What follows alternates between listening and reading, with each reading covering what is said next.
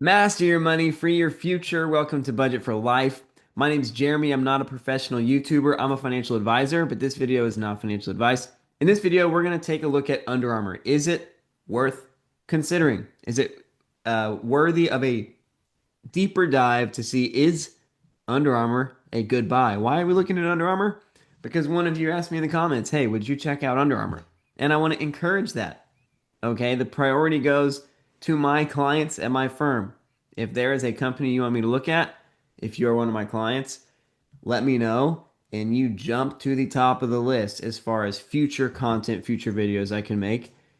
Members of the channel, right? Fans and friends, you guys are the next highest ranking suggesters. Okay, so if there is um, financial news, financial companies, video ideas you want me to dive into, my opinions that you want to glean from, uh, hey, jump to ranking number two. Otherwise, generally in the comments, Budget for Life software users, if you happen to be watching this, you technically are third. But let's look into it. So, first of all, before we look into Under Armour specifically, where would this fit in a portfolio if it were a good buy? For me, I would consider it this upper left corner, which I would give about a 3% weight total to a portfolio right now. I know you can't see these numbers yet, but I will zoom in for you. But if the macro economy is great, that is the type of backdrop that you would begin considering turnarounds, right? And if your specific investment is great, turnarounds are highly risky, and Under Armour right now, as an investment opportunity, would be a turnaround opportunity. So you take 10%, you multiply it by 25%, 2.5% of your portfolio right now, based on my weighted probabilities, I'd say worth considering derivatives, ventures, startups, turnarounds, etc. How do you know this is a turnaround? Well, for one, look at the stock. Okay, this is Under Armour's stock performance is down and it's been trending down. And I will say I used to love this company. I used to love as a consumer, I used to love Under Armour. Everyone that knew me knew. My reputation preceded me. I was the Under Armour guy. And as an investor in Under Armour back in the day, it was not rocket science as Curry was launching his shoe with Under Armour to say, hey, buy Under Armour shares in March ish, right? March Madness time, and ride Curry's playoff performance in the NBA through June, right? That March to June bump worked in 2017. It worked in 2018. It worked in 2020. Did it work in 2019? Just kind of. Oh, yep. No, it sure did. From 18 up to 22, right? March to June, rinse and repeat. Steph Curry put this brand on its back from a stock perspective, and Curry is no longer a part of Under Armour. Okay, if this wasn't convincing enough to you that this is a turnaround play, well, just read their own 10K.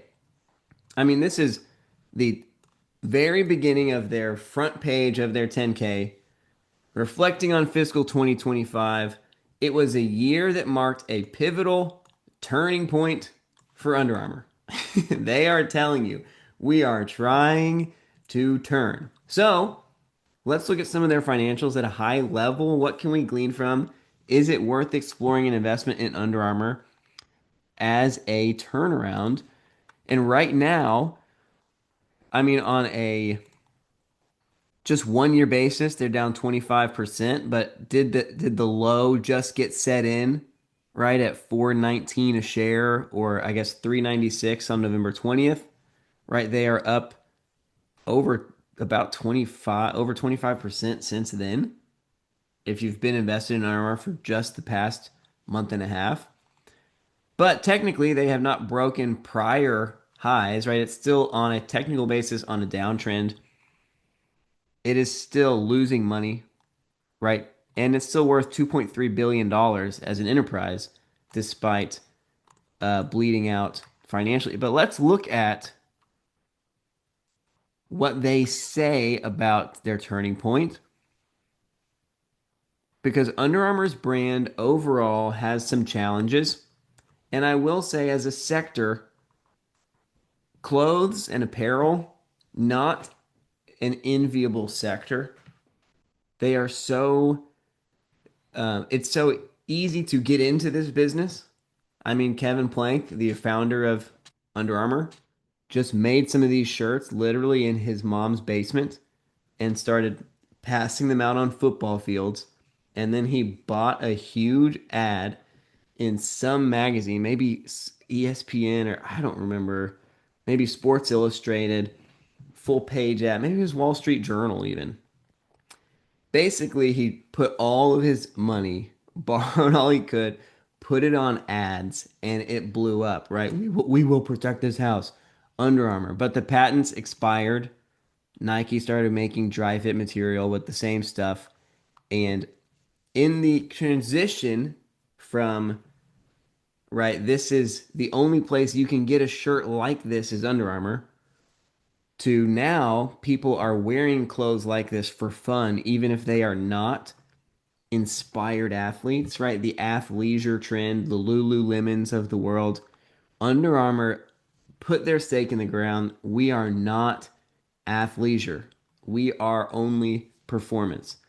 Basically, they said we're not going to be just the UA Under Armour cool vibes clan. We're going to be the elites, right? Dwayne the Rock Johnson is their closest brand fit as far as an endorsement that represents the Under Armour brand.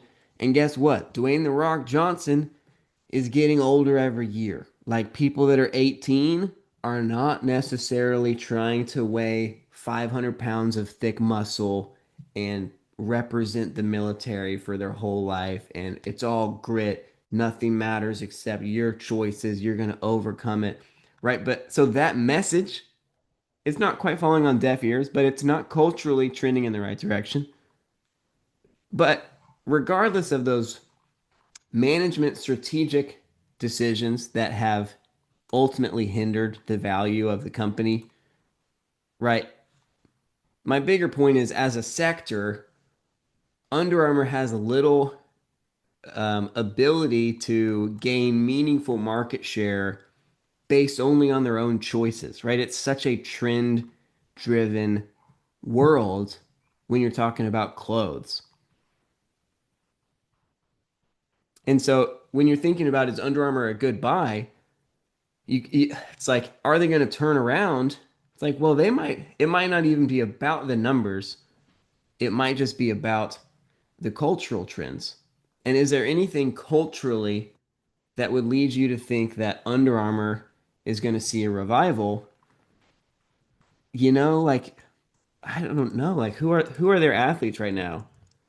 Athletes, sponsors. Do they have a list? Okay, yeah, great. A bunch of baseball players. I don't even recognize most of these names, and I watch baseball. Brandon Lowe, the Astros just traded for him, and he's going to be like their third pitcher, right? Juan Soto's a big one. Steph Curry's in the process of leaving, which means Steph Curry probably is too. And they basically have no one else meaningful outside of De'Aaron Fox, who's not even the best player on his team, and he plays on the literal smallest market team, right?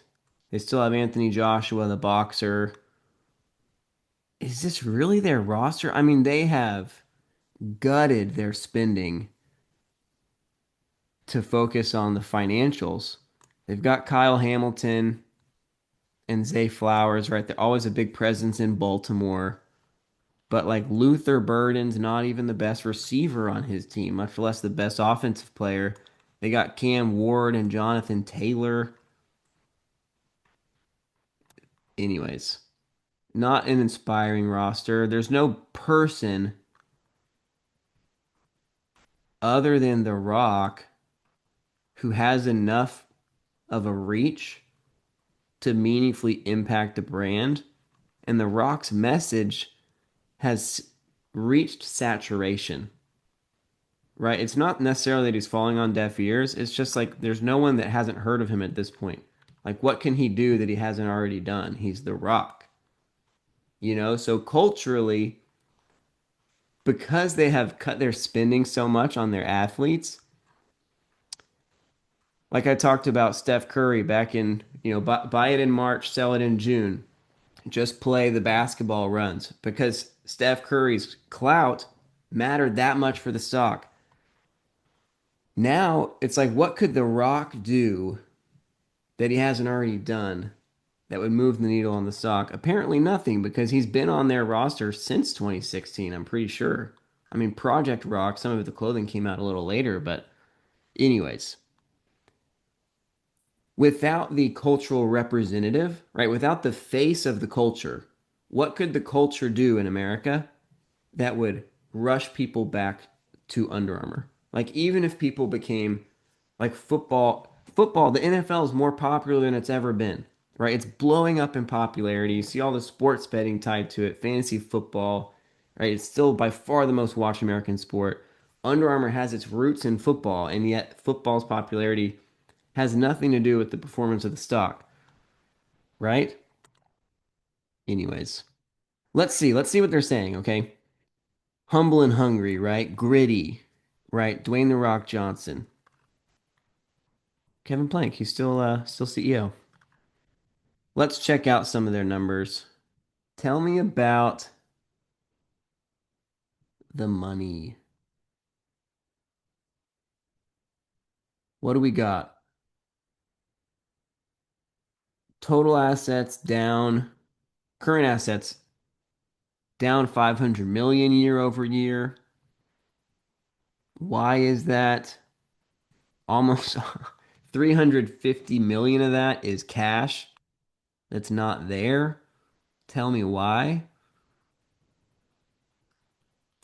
And yeah, total assets down 460 million. Current liabilities should be down if assets are down, but they're only down 2 million, or sorry, 200,000.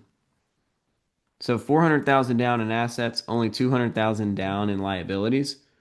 That means you paid some debt, right? You paid some of your accounts payable,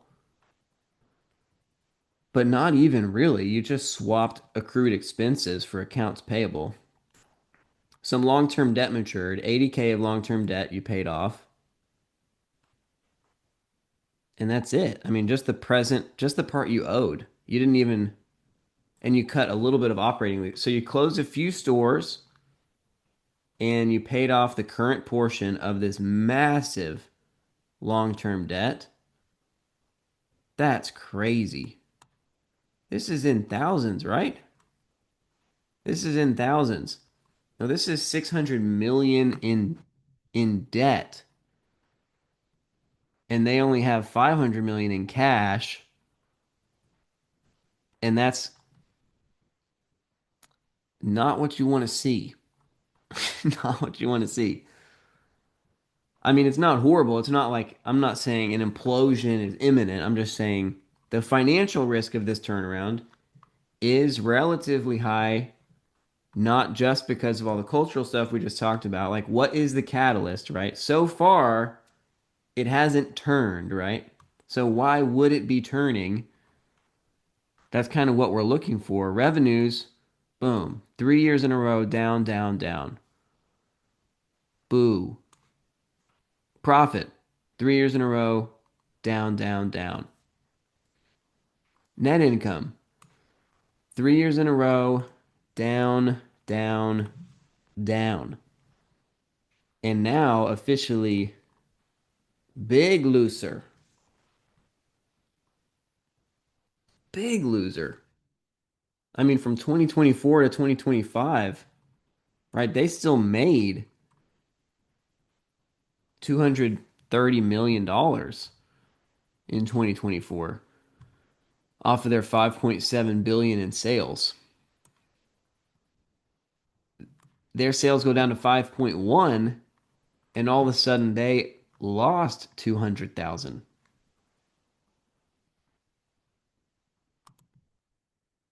And some of that is costs related to the restructuring they're saying they're going to do, but not the dominant portion of it, right? SG&A, look at this, up. And they split that out from the restructuring charges. So you compare this to GameStop, for example. We talk a lot around here about GameStop's SG&A, which is going down by 20 plus percent year over year for a couple years in a row. We talk about how some of this SG&A is related to the cost of closing all the stores that GameStop is closing, but GameStop doesn't split it out. It's in there. How much of that SG&A is one time in nature related to their restructuring efforts? We will find out in the following years, right? But for now, there's no way to know for sure. Under Armour splits that out in their financials, right? The restructuring charges is separate and still SG&A is rising. So corporate is getting more and more expensive. Some people at the top are making more and more money. This has red flag all over it from a management perspective, right? You're saying, right, all this stuff we set up here about all these changes, right? Big fancy words. This is not accidental. This is the result of long-term strategy, right? Both critical signals of the brand's future potential. The ecosystem of UA. It's not theoretical, it's operational, right? And we're just getting started, right? Such big promises, such flowery language, generally to me, kind of a red flag. The oh my gosh, the the, the no way backpack. I'm assuming they invented a backpack that's very lightweight. Okay, the no way backpack isn't just a product; it's a metaphor. It demonstrates what's okay. So, how many backpacks are you selling, right? Is backpacks going to save the brand? Because the brand is struggle busing, right? It's big time struggling. Don't talk to me about the metaphor of your backpack. Golly. Oh, man. Sorry, Under Armour. We fell out of love a few years ago, partially because of your stock. Okay, but I sold a long time ago. I sold a long time ago. Many. I mean, somewhere like in 2018 or something. 2018, probably. Maybe, yeah, 2018. So I didn't even catch this one in 2020. I was already out the door on this company. Is it turning? All the financials say, hey, we have 3 years of trends, and the trend is heading in the wrong direction, right? From a cash flow perspective, is that also the case? Total cash flow. Uh,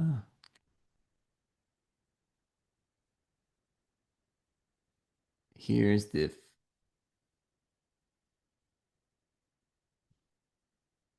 investing activities, operating cash. So cash flow is more choppy, mainly due to some huge inventory swings in 2023 and 2024. But from a net income perspective, an operating income perspective, and a revenue perspective, the financials say this has not turned, right? So is it about to turn? That's the question. Well, why would it be about to turn? Is the second question. And there's no influencer, there's no face that has the ability to turn it from a just the power of this person, right? I mean, like if The Rock became president, okay, then there's a chance. There's a chance. But are you going to buy a company? Like, are you going to put your money? on a lottery ticket that The Rock becomes president? Like, if he just does a bunch of awesome stuff, it's not going to move the needle because he always does lots of awesome stuff, right? Like, if Cam Ward becomes the next Peyton Manning, sure, but did you watch him like play? You know, and he's on the Titans, small market team, dysfunctional. Forget the Titans. Don't remember the Titans. Forget the Titans for leaving this city in the dust.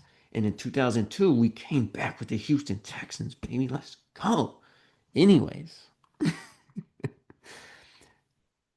the other red flag here is the SG&A.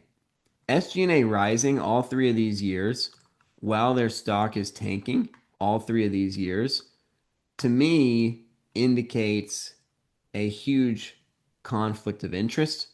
To me, it indicates that people want to get paid in cash and not interested in long-term ownership of the company. Like, is management running the company in the best interest of the company's longevity? Or is management running the company in a way to maximize, squeeze every dollar they can while they still have a job, right? The numbers say the turnaround is not here. There's no inflection point, right?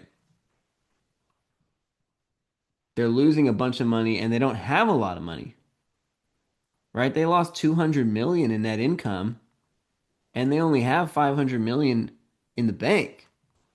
And none of that's net cash, right? They don't have any net cash. They're negative. Tell me about your business.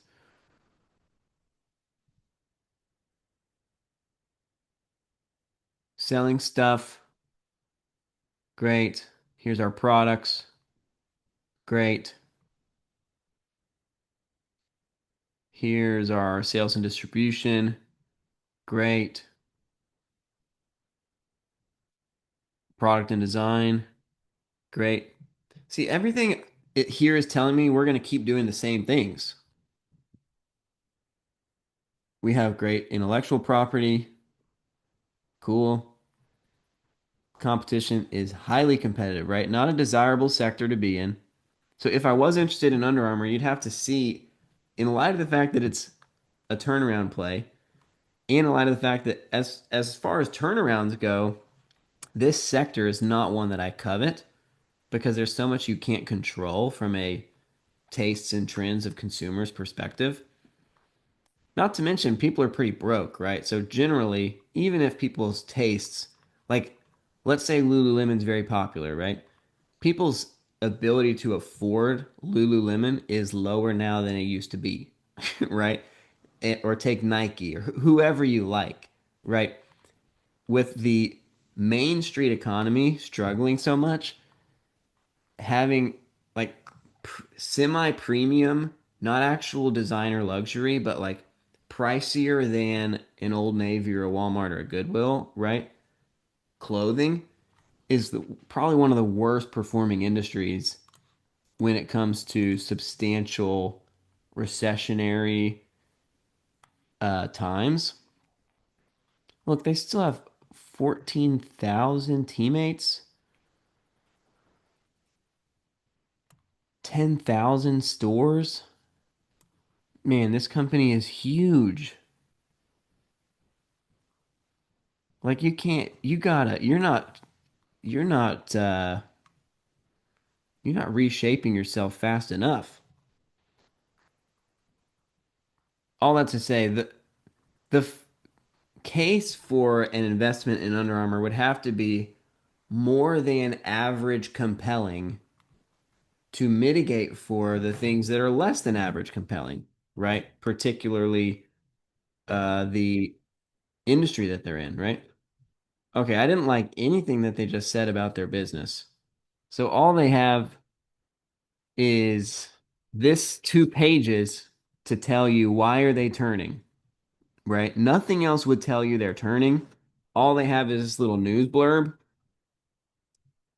And looking ahead, I mean, a lot of this news blurb is fluffy, right? We don't really like it, right? I just made fun of their backpack thing. North America is undergoing transformation. Yes, exactly. And It's transforming away from you, right? We've enhanced our e-commerce platform. Okay.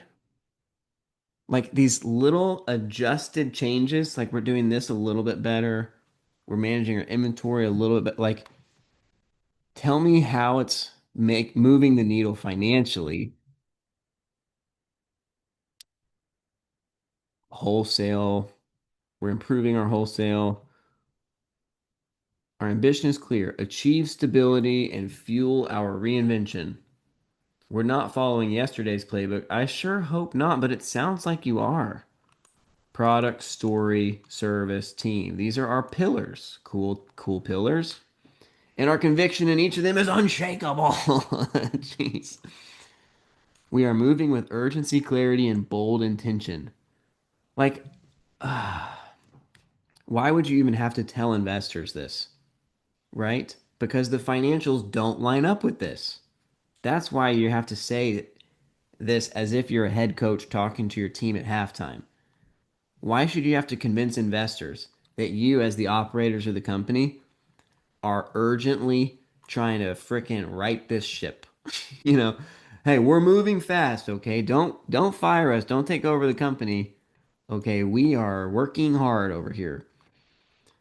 Because while we may have more time than we think, we do not have as much as we would like. Therefore, we are taking action now. Oh my gosh. So you're telling like that's what I just said. They don't have a lot of time, right? They're about to run out. And they're like, "Yeah, we don't. We don't have a lot of time." That's why we are still doing our jobs. Founded on challenge and convention, lives on. It's moving forward with the belief that it's going to get better. There's nothing to tell me here that a turnaround is turned. They are just hoping it gets better and cool. $500 million marketing budget. I mean, that's probably the most important thing from this whole 2 pages. Hey, we're going to spend money on marketing, but you're not telling us what's the big swing? What, like, these little iterations are not going to be big enough to change this huge sweeping trend. So, what's the big swing that would change the trend? Well, you have fewer athletes now than ever. So, like, what are you going to do? I like the way you were founded, but once you lost your exclusive rights to your patents, I mean, your lunch has been eaten up ever since, which is basically your entire history as a publicly traded company.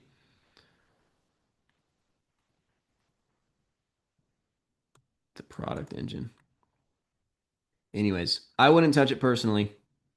And I could be wrong, but like this isn't saying don't buy Under Armour. This is saying from what I can see, it's not worth spending more time to know with more clarity if you would want to own Under Armour. I wouldn't personally. If you find something different, if you have a reason to think that the turnaround has turned, we'd love to hear about it in the comments. All right, that's all I got for you this one. I will see you in the next one. Oh, here I am. Here I go.